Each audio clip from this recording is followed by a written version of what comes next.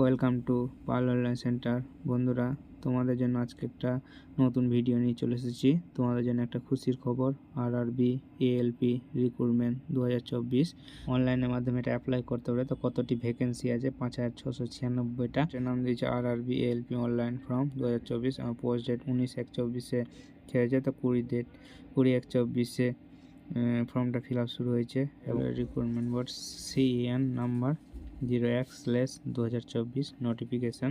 Application fee কত টাকা লাগবে এখানে বলে দিচ্ছে। অল ক্যান্ডিডেট 500 টাকা বলে দিচ্ছে জেনারেলের জন্য, এবং 4 candidate SC ST ex serviceman, female, third gender, EBC এসব ক্যান্ডিডেটের জন্য 250 টাকা।